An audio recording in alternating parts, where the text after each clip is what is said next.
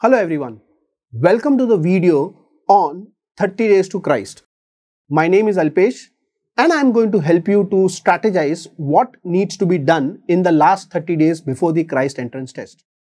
Now, before I get into the detailed strategy, let us just chalk down what needs to be done, or let us divide this 30 days into 4 phases. Phase 1, day 1 and 2.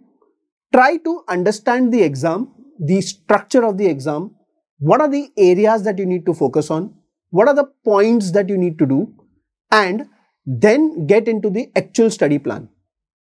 Day 3 to 15, you have now known what are the areas that we need to work on.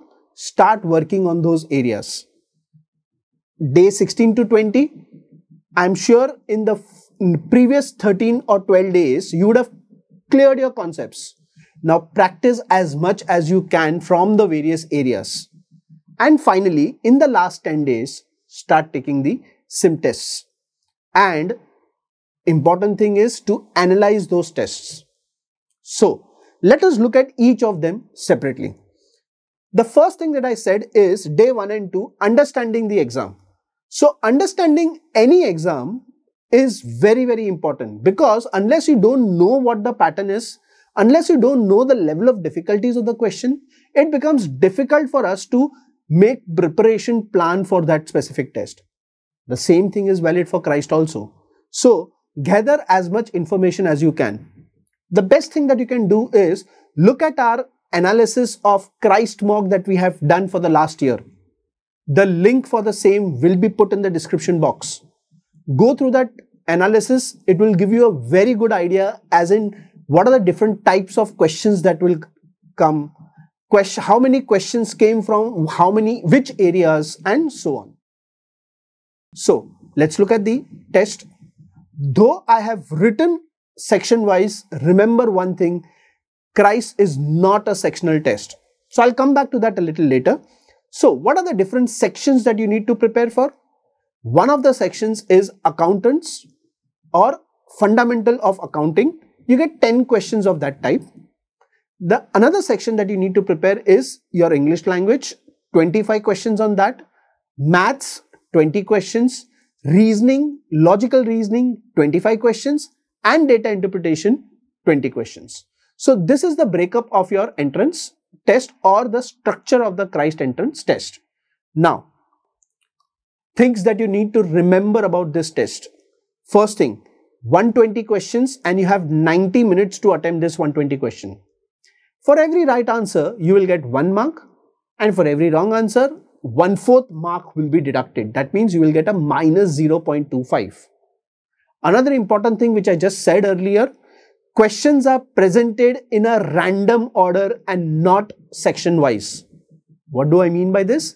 You get a math section, you will get a question on math, followed by English, maybe again a math, then a DI, then an LR, then a GK, again a math, again a GK, and so on. So you don't get all maths questions together, you don't get all LR questions together, and so on. So questions are presented in a random order.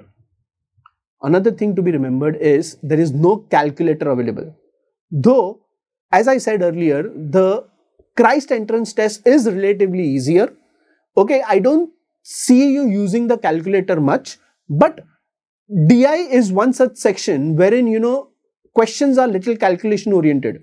So maybe you might just feel ki if I had a calculator it becomes much easier, but I don't see too many questions of that type also. So do your calculation very, very well. Learn how to do speed calculations and so on. A good attempt in this test would be anywhere around 90 to 100 questions, and as I'm repeating the same thing, the test is not very difficult, so I'm looking at an accuracy of around 85%.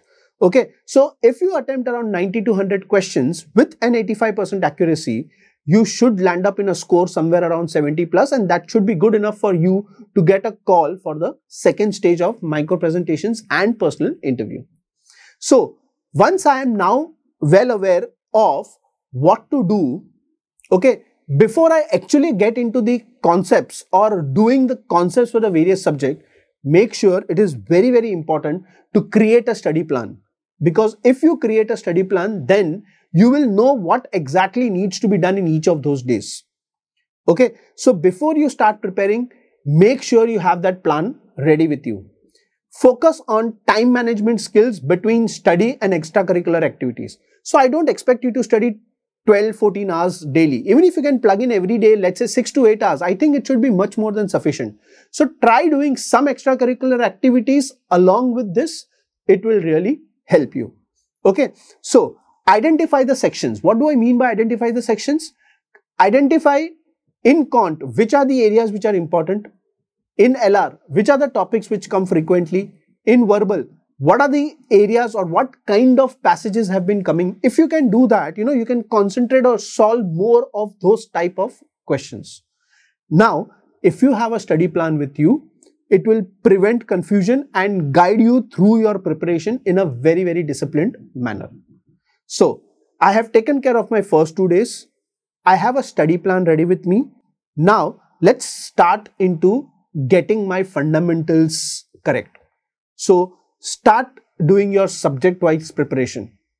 Make sure that you do not do your preparation in such a fashion that you complete Quant first, then move on to verbal, then LR and so on. Get into the habit of doing 2 subjects on a daily basis.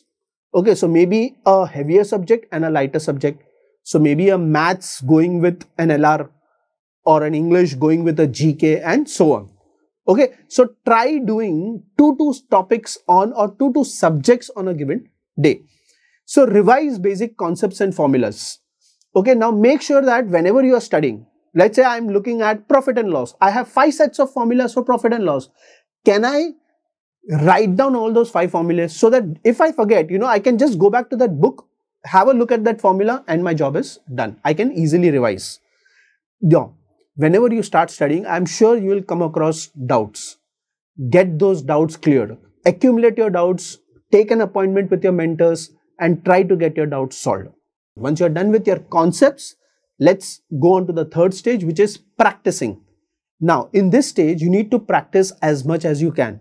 Because once you start practicing after your concepts are over, you will realize that there are some questions or some areas that needs refinement or a little bit more of fine-tuning.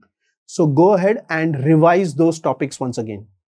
Practice, revise, practice, revise. This is what I want you to do for those 7 days, or basically the third strategy or the third week, which is day 16 to 20 or 21. 6-7 days. This is something that you will keep doing on a daily basis. Revise, practice, revise, practice. Okay. Focus on weak areas and see if you can, keep solving more questions on them. Solve additional practice questions to reinforce learning. Brush off your fundamental formulas in Quant. Practice grammar rules. As I said earlier, if you can have all your grammar rules at one particular place, I can just go through it in 5 minutes whenever I want to revise. Solve as many questions on logical reasoning and make sure that you do current affairs and general knowledge daily. Keep 30 minutes, 1 hour, maximum 1 hour, 30 minutes to 1 hour on general knowledge and, I think you would do a decent job in that section. Let's move on to the last stage, which is taking the sim test and analysis. Now, in that 10 days, I would suggest you should be taking a minimum of 3 and a maximum of 5 mocks. Okay, so taking sim test is very, very important because then you realize, how do I attempt my questions? How do I leave my questions? If I'm not getting anything in my first reading, should I read it again? Should I leave it? That is something that you will learn only when you start taking the tests. Okay. And remember one thing, analyzing your test is very, very important. Not only taking tests, just don't do taking test 1, taking test 2, taking test 3. No. If you have taken a test, you have spent 90 minutes in that test, make sure that you analyze for another 90 minutes. If you do that, I am sure your test taking in the second test will be much, much better than the first test. The errors or the mistakes that you would have made in the first test would be much, much lesser in the second. Okay, so try analyzing the sim test, which is very, very important. Okay. And at this stage, in the last 10 days, my suggestion would be take a couple of tests, consult your mentor in terms of Where am I going wrong? The analysis that I'm doing, is it right? Is it wrong? I'm sure the mentors will help you and tell you whether this is something that you did, you could have done it in a different manner, and so on. All the best.